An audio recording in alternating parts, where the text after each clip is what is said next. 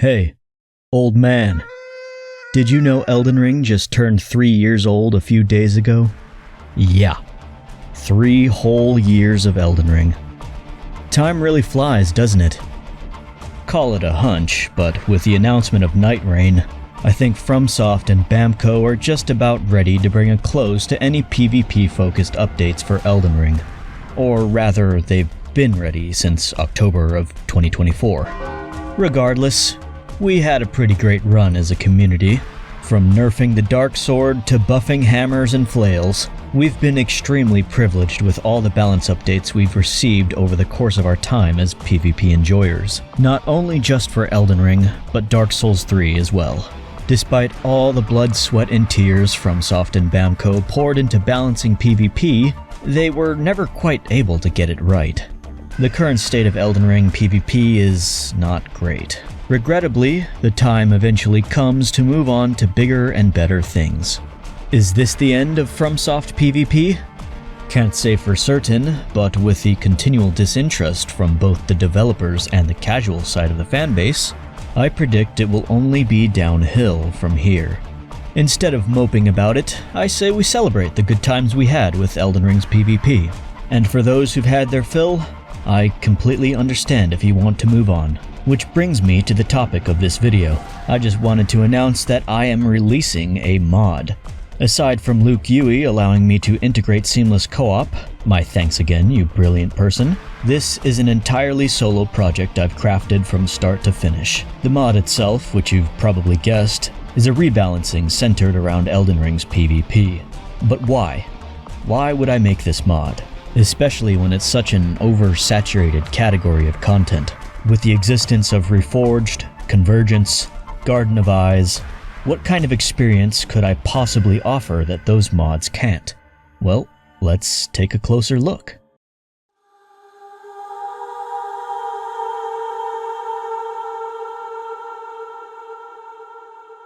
The direction for the mod has always been clear to me.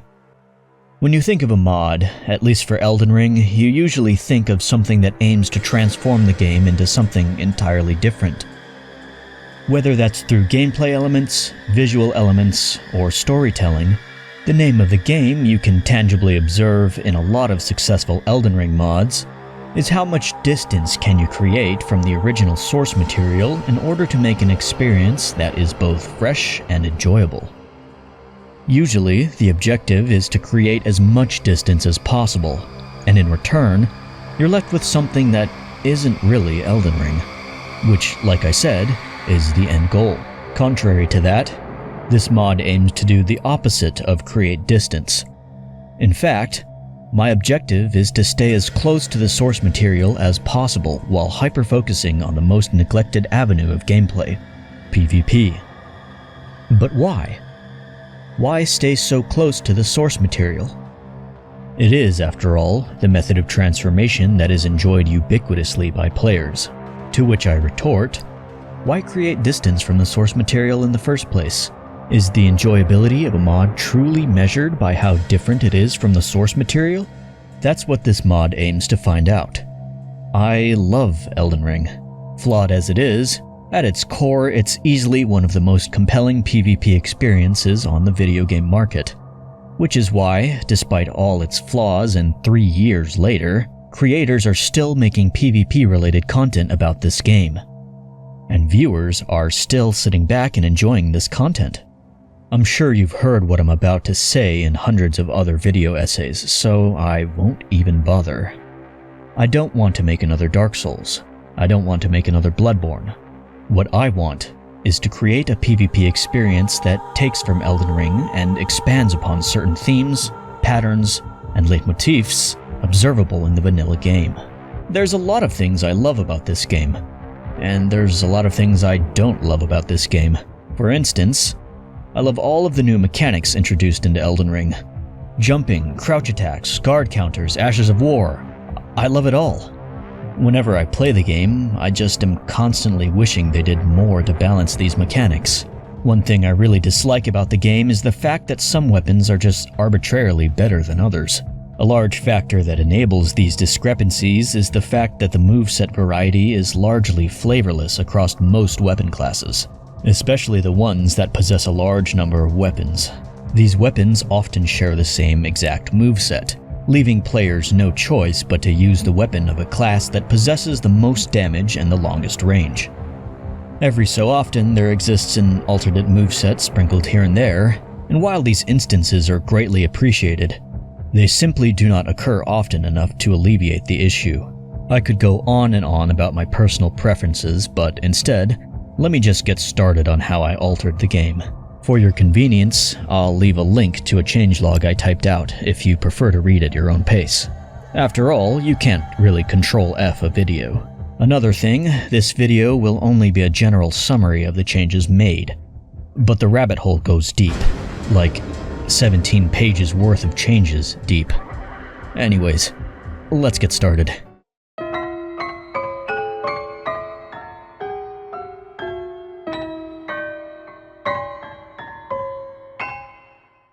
First, let's start with Powerstance attacks. All Powerstance attacks deal roughly 13% less damage across the board. This is just in an effort to lower the DPS of Powerstance movesets and address the low TTK that Elden Ring is notorious for. You all saw this coming, so let's not dwell on it any longer. Warcry heavy attacks have been systematically changed. All uncharged Warcry heavy attacks, when wielded with one hand, have had their damage decreased by 70%. In exchange, these attacks will true combo into Light Atk for Colossal Armaments, and both heavy and light attacks when wielded with other weapon classes. This allows weapons to trade an incoming hit for a combo, a perk that was previously only enjoyed by the weapon classes with the highest attack rating in the game. Right. Two-handed is mostly unchanged. However, Colossal Armaments no longer have the ability to true combo a two-handed heavy attack into an R1. It is for this reason that the damage remains the same. When two-handed, this attack serves as a dedicated anti-air that has the ability to hyperarmor through most aerial approaches. It's much better suited as an anti-air than its one-handed counterpart, since its damage is front-loaded into a single attack. Keep in mind that the one-handed version will never combo if it hits an aerial opponent. In addition to this, these attacks have all had their tracking improved. Also, these attacks with Colossal Armaments are 7 frames faster when uncharged, and 20% faster when fully charged. Barbaric Roar heavy attacks have also gone through some changes. When used on weapons wielded over the shoulder, these attacks now true combo, a benefit that was previously only available on smaller weapons. As such, these attacks have had their damage reduced by 35% for each attack behavior and cause a hard knockdown on the final hit, but only for weapons wielded over the shoulder. Lastly, these attacks, when used with small weapons, have had their poise bonuses reduced from 300 to a flat 180. This is just to prevent smaller weapons from out-trading Colossal Armaments. The damage output of these attacks is generally lower than Warcry, but offers incredible opportunities to build status effects on your opponents. Ripostes and Backstabs now deal 25% less damage across the board. There's no reason a 7-frame grab attack should be dealing more than 50% of your health in normal instances, and there's no reason I should be able to kill you in one hit if I get a hard read. Next, all guard break animations have had their cancel windows unified, then delayed by 9 frames so you can actually punish them. Also, I added a missing event to the guard break animations of two-handed great shields that allows them to be hit with a visceral attack, because somehow they forgot this in the vanilla game. Moving on from that, when suffering from medium blockstun while wielding an armament other than a shield, you are now able to jump, crouch, or weapon swap as early as frame 16. Next, all guard counters that previously possessed Poise now have super armor on startup along with a 50% reduction to incoming damage. All guard counters that previously lacked Poise have been sped up on a case-by-case basis, and now possess super armor during their active hitbox frames only. These attacks possess no damage reduction. Colossal Armament guard counters will now deal infinite Poise damage to player characters and cause a hard knockdown as well. Executing a guarded backstep when two-handing a weapon now grants an additional 20% reduction to incoming stamina, physical, and elemental damage. This, of course, excludes shields. The following weapons have had the poise damage of their second light attacks increased to match the poise damage of their first light attacks. Greatswords, Colossal Swords, Great Hammers, Greataxes, Scythes, Colossal Weapons, Great Katanas, and Curved Greatswords. Moving on, the duration of all poise events has been reduced across the board. They now finish 4 frames after the final active hitbox frame as opposed to like 28. This should make whiff punishing more consistent and provide a higher chance of you taking back priority after executing a successful whiff punish. The following changes have been made to light load animations. Roll into roll cancel window delayed by 5 frames for all rolling animations. Backstep speed increased by 30%. Hastened guard cancel windows of backsteps to begin on frame 4. Backsteps now grant a 50% reduction to all incoming damage. Light load's most overtuned boons have been adjusted to be balanced. Your absorption in light load is still quite terrible, but new options have opened up in its place. If you can master light load, your movement options will improve significantly, allowing you to micro and macro space in much tighter increments than medium load. It's also much more engaging than pressing the dodge button repeatedly and becoming unapproachable. The following adjustments have been made to crouch attacks. Most crouch attacks have been sped up, now having a startup time of 12 to 14 frames depending on what weapon you use. Crouch attacks that have poise have had their poise startup delayed to begin during the first active hitbox frames. The motion value of two-handed crouch attacks have been decreased by 15 units across the board. The poise damage motion value for colossal weapons and swords has been reduced by 112 units. The two-handed crouch attack poise damage motion value for halberds, great katanas, great swords, great axes, great spears, curved great swords, great hammers, and scythes has been reduced to a value of 185 across the board. Crouch attack damage motion values have been reduced by 15. One-handed crouch attack poise damage motion value has been reduced by 15. All crouch attacks now deal standard damage. All crouch attacks that previously dealt thrust damage now deal standard damage. All crouch attacks can now be parried, excluding whips and flails. This ensures that every weapon has access to a high-speed attack that can be used as a viable approach option. This immediately increases the usability of all weapon classes in a competitive environment. The parameter nerfs to these attacks ensure that this isn't the only attack that you rely on, but a helpful tool in your arsenal of attacks that serves a unique purpose as sort of a jab-type attack. Every good attack has to have some form of counterplay available, and with the existence of jump counters, poise trading, blocking, parrying, and outspacing, the counterplay is all there. Scarlet Rot got a bit of a nerf to its damage output. It now deals 1% of your max HP plus a flat 10 HP per tick. This is just to nerf the amount of pressure and free damage you can apply by successfully missing your attacks. Madness is completely revamped. Here's a summary. During the Madness animation, all incoming damage is reduced by 92%. During the Madness animation, any inflicted stun that is dealt will be transferred to damage type level 3, i.e. you get knocked backwards. The Madness FP drain has been reduced to 2% plus 15, and the Madness HP drain has been reduced to 7% plus 50 HP. These changes make Madness an excellent method to apply both chip damage and FP drain to your opponent. You can no longer get silly touch of death combos from full health anymore, but it's still a very powerful status effect to apply. Sleep has undergone similar changes to Madness. These changes are as such. Sleep FP drain reduced to 2% plus 15.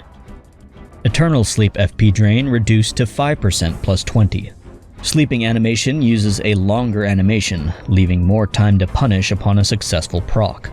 During the sleep animation, like Madness, all incoming damage is reduced by 92%.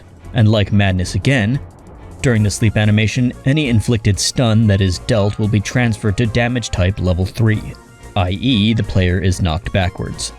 Again, no more touch of death sleep combos. With Eternal Sleep, you can drain much more FP from your opponent, but you trade out the damage output of Madness for it. Unlike Madness, upon a successful proc of Sleep, you have much more time to punish an opponent. This opens up more options and opportunities for your punish when it happens. Offhand attack damage has been reduced by 10% across the board. This is to keep the damage levels at a healthy amount since the game's damage is balanced around hitting once. These combos still exist, but they just do slightly less damage than before. I've looked at every single attack on Colossal Armaments and resolved the discrepancies with the movement to guard to stance cancel ratio for all attacks on these weapons. This pretty much means you can act with more options after an attack now that guard cancels, stance cancels, and movement cancels are much closer together instead of being arbitrarily 15 frames apart. Move sooner, crouch sooner, and jump sooner after all attacks. I've also adjusted the tracking and steering events on all standing light and heavy attacks to be less stiff and more fluid, similar to how they operate in other Souls games. The Greataxe weapon class has a new one-handed heavy attack. Halberd's running light attack has had its active hitbox frames reduced by 2 frames.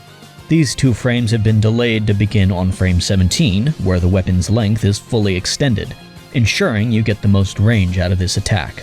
The following adjustments have been made to Backhand Blades. Reduced base damage of all Backhand Blade weapons by 20% across all infusions. Reduced root motion of one-handed and two-handed R11s. Delayed cancel windows of dodge, goods, guard, and movement of one-handed and two-handed running R1s by 12 frames. Hasten the stance cancel window of these attacks by 4 frames. Two-handed guard counters deal 5% less damage for each attack behavior. Two-handed running R2s deal 5% less damage for each attack behavior. These changes ensure that this weapon class, which is more or less a curved sword equivalent, doesn't possess light attacks that have the attack speed of a dagger, disjoint of a curved sword, root motion of a running attack, with the damage of a greatsword and the recovery of a fist weapon. This also ensures that this weapon's running light attacks aren't literally immune to whiff punishing, as having 3 frames of recovery on a running attack that travels further than an HTS running attack is actually hilarious. You probably already know this, but 3-frame attacks do not exist in this game. Thank you, Michael. Standing light attacks for hand-to-hand arts have been increased in speed and poise damage. This ensures that these weapons, which have less range than daggers, are as fast as daggers and break through passive poise. The following changes have been made to thrusting shields. Reduced base damage of all thrusting shields by 25%. Shorten the duration of block frames on all attacks to end 2 to 4 frames after the final active frame of the attack behavior. This excludes running R2s. These weapons were incredibly broken in the vanilla game, being able to apply good amounts of damage with 0 commitment whatsoever, while being able to outtrade any normal attack in the game, regardless of weapon class. When I say 0 commitment, I mean that literally. Like Backhand Blades, these weapons had certain attacks that are immune to whiff punishment. Only thrusting shields enjoyed this fundamentally broken aspect on all of its attacks. In the vanilla game, the lingering block frames completely overlapped the roll cancel window, meaning any attack that makes contact after the thrusting shield attack has missed will deal no stun, and all damage would be reduced by 64 to 94%, depending on what damage type hits you. Who the actual fuck gave this the green light? Anyways, yeah, that is no longer the case. The following changes have been made to heavy thrusting swords. Delayed all cancel windows of jump attacks by 4 frames. These weapons now have a new two-handed rolling and crouch attack. These weapons enjoyed the benefit of approaching neutral with long-ranged attacks that possessed lower body invincibility without much commitment. Those attacks are a tad more committal now, and their crouch attacks have been changed to be useful and not a meme. Scythes have undergone some minor changes as well. In vanilla, they were able to combo a light attack off of their jumping heavy attack, but only if the attack landed on the latter active frames of the attack. This is no longer the case. Instead, you can execute this combo no matter how late or how early the attack lands. In return, the damage of the jumping heavy attack has been reduced by half. I should also mention that this is the same for halberds. The following changes have been made to flails. Damage motion value of two-handed and one-handed jumping heavy attacks has been reduced by half. Hastened R1 cancels of all two-handed and one-handed jump R2 animations so you can true combo jump R2 into R1 consistently. Increased the speed of full-charged heavy attacks by 37%. This weapon got some minor improvements in the way of its new jump attack combos. This is an excellent way to make use of its innate bleed buildup to your advantage. Greatswords have also experienced similar changes. Damage motion value of two-handed jump R1 has been reduced by half. Hasten the R1 cancels of all two-handed jump R1 animations so you can true combo jump R1 into R1 consistently. Previously, this combo was only available on the Knight Greatswords. Now it's available on all Greatswords, albeit with less damage. Okay, that's all I have for the game mechanics changes. Please, if you would, look at the document I linked in the description. There's still a light novel worth of stuff to be aware of, like weapon-specific changes, ashes of war, consumables, sorceries, incantations, and talismans. I hope you enjoy the mod, and if you do, consider leaving a donation to my Ko-fi in the description because this YouTube shit does not pay well. In the description, you'll also find a link to a Discord server where you can find others to matchmake with and talk about the mod. One last thing. Please do not invade anyone with this mod. If you want to find someone to matchmake with, please just use the Discord. That's all from me. Until next time.